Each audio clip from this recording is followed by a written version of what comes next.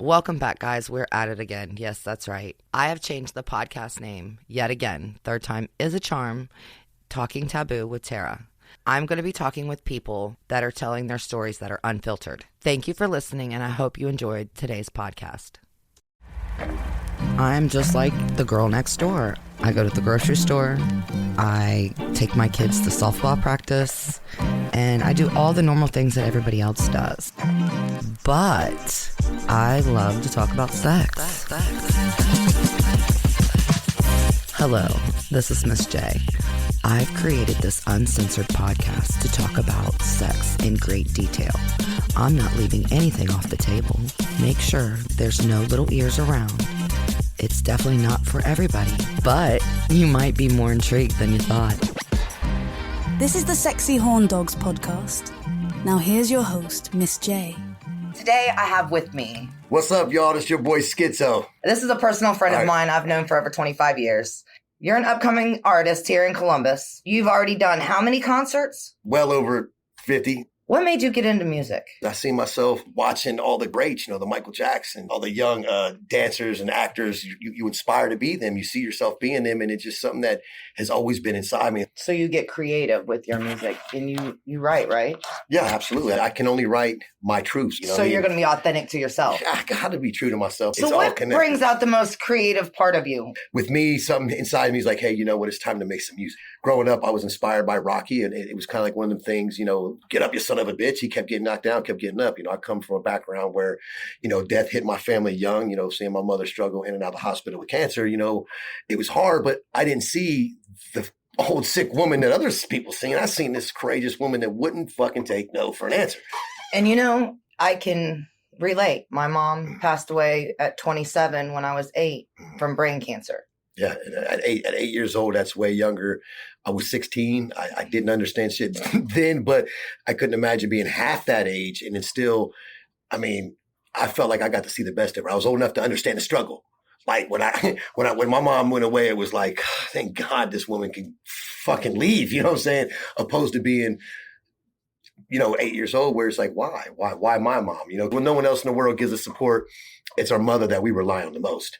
And that's really our number one fan. So to have the number one fan, you lost or have taken from you or whatever, how people want to put it in terms, it fucks with you. It's trauma that we had to go through. Exactly. And it's what I used to make, like growing up, I think, poor me, I'm not good enough like everybody else. I don't get what everybody else got. When really this trauma, this tragedy actually turned, the grave grows flowers now, so to speak. I've learned, I now can help so many other people that's just now losing their parents or just, they need that. It's like, I've been there, done it. I know how to, I'm not gonna say I overcome it because who overcomes loss? What songs is most difficult for you to write?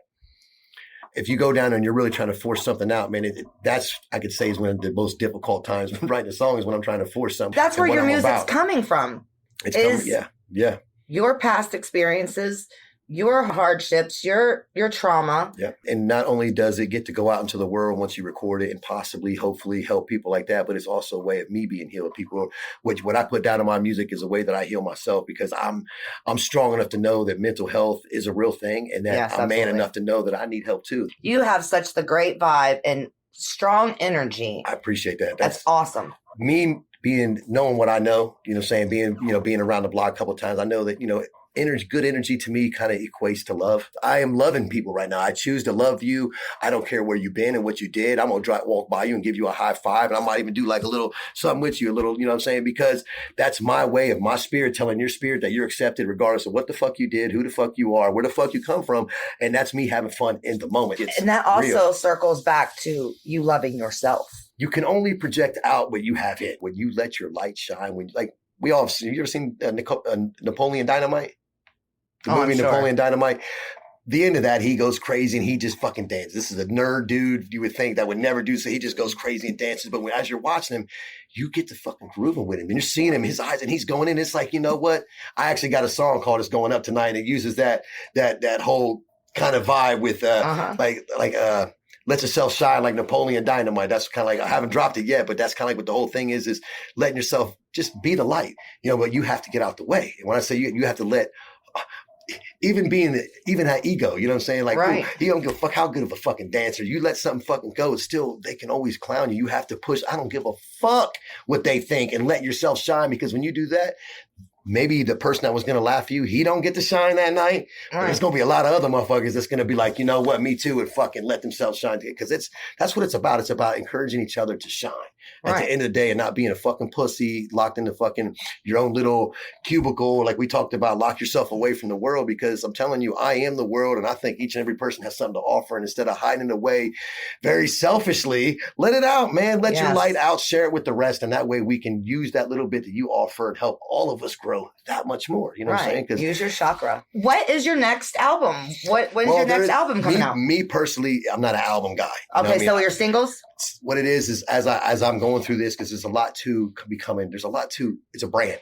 It's not just, ooh, look at me, I make music. You got to create a brand around it. It is a brand. You have to create meat. It is a brand. You have to have something that's going to stick to the bone. They're like, oh, who's Skitzo? Well, Skitzo's this dude. He done so dope. He done so drugs. He done went to the joint. He done been out. He got kids. This motherfucker done been through some shit. He done slit his wrist. He done been to the seek help. He done did it all. I done been on drugs, been off drugs, talk people up back from fucking, been the dude on the corner ready to jump off, talk people. I've experienced life. I've seen death. You know what I mean? So now that I have meat to the bones, I have something to offer, not just, and you'll get it, because when you listen to my music, you'll be able to fucking eat off the plate, man. It's right there. And you believe in yourself, and you have this much strength and this inspiring, this intuition telling you to get up and do it, because we both had that talk about what, I don't know if it was about a year ago, but we talked about, when I first came into this, I made a decision, and it was like the most surreal decision I ever made, because it was like, you know what? I made a song. What can I say? And I thought about it. I'm like, you know what? I felt how it made me feel. It felt great, right? And I said, man, this is what the fuck I'm supposed to be doing. I'm tired of wasting my life working for another motherfucker, making hit. You know what? Fuck that. I'm tired of being on the fucking the mouse wheel, running, doing everything everybody else tell me to do in life. Oh, you got to be this type of father. You got to do this. You got to play football. You got to try to go to Ohio State. If you don't, then you got to try to get a good job being a waiter. It was like all this bullshit. It was like, man, you know what? Fuck that life, man. Fuck the way y'all been trying, because you done got 40 years from me. You done got 30 some years before I got in prison. So it's like y'all done took a lot of years for me to try to live this perfect life, which did not fit me. I did not graduate high school. None of that fucking shit fit me at all. None of that. I was either. But you get me on something. I use my hands, and you can talk to me like a normal fucking person. Oh, I'll move fucking mountains. I'm the guy that carries the fucking every fucking shingle up on the fucking roof. I carry all the wheelbarrows. I got can't nobody work beside me. It's my problem is I have to outdo it, not for them, for me, to prove that I am somebody that I deserve to be at the fucking table. And it's a problem that I've had my entire life, but it's pushed me to excel. Now, I gave up, of course, on many dreams. When you have kids, I have kids at a young age. Shit, I was fucking 21 years old with 5 kids. So when you got 5 kids, 21, you're like, oh, I'm going to be a rapper. I'm like, well, guess what? Your rap ain't bringing no fucking food on the table. Right. But these bricks is. So I had to do what the fuck I had to do. I still held down a job. I still hustled on the side to do it, because I was trying to live. Couldn't let go of the life, man. It's hard to let go of that stage life, man. And that's basically what being a hustler is. You're on stage, man. You're in front of everybody. You're taking the hits, man. That's what it was, especially where we grew up. We know the same people. You know what it's like. And that's the kind of lifestyle that we chose to live. It is. It was broadcasted, though. It wasn't like, it almost was like you didn't have to go far for it to fall on your fucking lap. Some friend somehow was going to help you, teach you, get you motivated, get you money. And then once you got a piece of that life, it was done deal. Yes. It was a done deal. Even now, you know what I mean? We lived a very lavish lifestyle. You learn a lot, when they take it all from you and you realize, like I told you, it's all material. Because I don't give a fuck about any of that shit. I don't care about none of it anymore. But I remember in 5th grade, remember Schottenstein's? Yes, of course. That was my favorite store. Grandmother took me there, wanted to get me a new pair of shoes. You know what I'm saying? It was, I had to beg her for them. So she goes there. I think I was, like I said, 11 years old in 5th grade. And I get these, they look cool. I didn't know much about shoes. I was a football guy. I knew a lot about Jerry Rice, Steve Young. I went to practice all the time. It didn't matter. I knew a lot. I didn't really know shoes all like that. Shoes wasn't in. Wearing the 49er outfits and shit like that was kind of in. It wasn't like, especially, at that time with me. So I get these fucking shoes and I go to school the next day and everybody, because like, oh, damn, look, Mark got these new joints on. Oh, the new Jordans. They like, oh, got the new J's on. I didn't even know. I'm thinking like, yeah, I'm letting then, they lift my pants leg up and they were fucking Jordashes. And they were like, oh, hell no, he got Jordashes on. They got clown and shit. So from that day on, oh my God. That's what it was. It was like, but see, that trauma.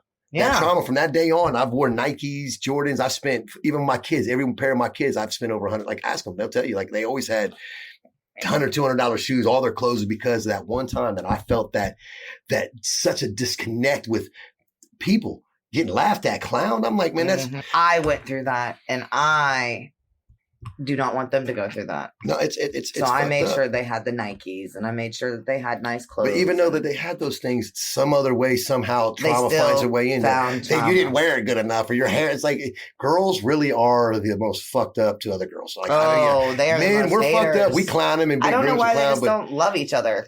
Well, we're. I mean, they don't want us to do that. They don't. That's why they make they make all the beautiful things in the world one size, because it's impossible to be a zero. You know what I'm saying? What? When you are throwing McDonald's and Burger King and every other fucking substance in front of you that makes you put weight on, and then put a fictitious person in front of you and says you got to look like that. Yep. How confused would any little girl be? I raised my little girls. One of them, I won't put her name out there, but at a certain age came to me in tears, and I was like, "What's going on, baby?" And she was like, "I don't look like Barbie." I'm like, "Who the fuck?" She literally said it like that. Like, who the fuck told you I look like Barbie? Right. You know what I mean? Like I'm thinking like then it started hitting me, and I'm like, because I remember once upon a time, man, I even drew it on a piece of paper, me going to Brookhaven, being the senior quarterback, having the high school, cheerleader, because that's the movies I watched. That's what I was influenced to be. I was going to be the jerk. I wasn't going to be the jerk. I was going to be the nice quarterback that's cool and stuff, you know what I mean? But at the end of the day, I didn't, you know what I'm saying? So because I didn't at 16, I had a fucking meltdown. I had to go get some help. I had to go talk to some doctors. And that's when they first told me that I was diagnosed me with said I was bipolar, chemical imbalance and all that. And I got to really thinking about trauma does create those things. But I think one of the things in life that every child and every person is to learn how to deal with their emotions, because fucked up shit happens and your emotions are going to come, but we have to be able to okay, realize what happened, realize it was fucked up, realize that what goes around comes around. I'm gonna get his shit back, talk to some people, that there's steps that has to be taken. You get to talk to somebody about it. You need some people to calm you down, let you know that you didn't deserve it, because we would be like, thanks for noticing me. People will actually take abuse because at least it's something. You know what I'm saying? So it's a fucked up world out there. They'll take abuse from their husband, wife, and like me and my wife get into it a lot. We love each other, but we're like iron sharpening iron. But there's times when I really needed her to pick me up. Instead, I got to push down. And there's other times when I'm sure she was looking for a pickup and got to push down. So sometimes we really don't know where we're at. So we have to learn to communicate, but deal with our own fucking shit, man. Deal with your own emotions. If your emotion, because it's not. I'm a projectionist. You know what I mean? I will project. I do too. I tell people, I said, I'm gonna give you whatever you give me times 10. So if you give me love, then I'm gonna give you love times 10. You give me hate, you're gonna get hate times 10. You say something wrong, I put my hands on you. You know what I mean? Because it's just like I only got so much in me, but I will give everybody a clean slate when they come fuck with me. And it's like, look, whatever you give me, even if I'll come to you first. Like, I don't need you to give me love to get love. Everybody gets the same energy. I give everybody the same love energy. You know what I'm saying? If you want to cross that, then at that point it's a case by case basis. I don't know what kind of shit I go through a lot each and every day, so I don't know what headspace I'm gonna be in. But I know that I hope to always have a loving heart. You know what I mean? But I mean, absolutely. I'm just if I'm gonna be an angel, I'm gonna be Michael. You know what I'm saying? The archangel. Right. Yeah, absolutely. So, what is your next single that's coming out? Well, actually, I got two of them. I got one that. And that's the one I was telling you about with Napoleon Dynamite. It's called Going Up Tonight. It's about waking up, feeling good about yourself. Like, truly, we talked about that earlier, loving yourself, waking up and just feeling not let negativity get you first thing. That's and then right. Continuing all through the day, like waking up, feeling good, smoking your blunt, getting your plan together, and the whole night leading up to the where everybody's going to be at the concert and they're going to be doing their show and all of them singing together. Like, that's what the whole song's about. We're like separating where there is no more you and I. It's us. It's we. These are the things that we need to be talking about, not you and I, because what could you do and what can I do separate? Imagine what we can do together. That's right. Absolutely. A team. What's the name of the second song? It's called I'm Skitzo. It's really the one, me just like a breakout, just letting everybody know, like, this is who I am. And not only like we just kind of summed it up on what it is. Not only can I be your best friend, but I can be the worst advocate. You know what I mean? I can be the worst enemy. That's right. At the end of the day. And I prefer the first, I prefer love over hate. But at the end of the day, like I said, disrespect is I'm not going to say it's not going to tolerate it. You have a fencing business as well. What's the name of your company? Reliable Fencing is a company that me and my son just started. I mean, we've been doing fencing for a while. I've actually sold fences for other companies, so I kind of know the game inside and out. So it was like, you know what? I wanted to do something with my son that will help bring more money and funding to music. Music costs money, unfortunately. I know, just getting the editing, we was talking about all the money that goes into just having this episode. There's edits, there's more money. I mean, it doesn't just stop here. It doesn't just stop at buying the mics and the earphones. Now we got more money that has to go out. Then you got to push it. But yeah, thanks for bringing up Reliable Fencing. So anybody out there in Columbus that needs a fence, tap in with your boy at 614-392-8282. Again, that's 614-392-8282. We'll get you taken care of. Thanks for listening, Sexy Horn Dogs. Don't forget to smash that subscribe button, like and follow us to get notifications when the new episodes drop. Not all views and comments that are in this podcast are endorsed by me. Thanks, Sexy Horn Dogs. This is the Sexy Horn Dogs podcast.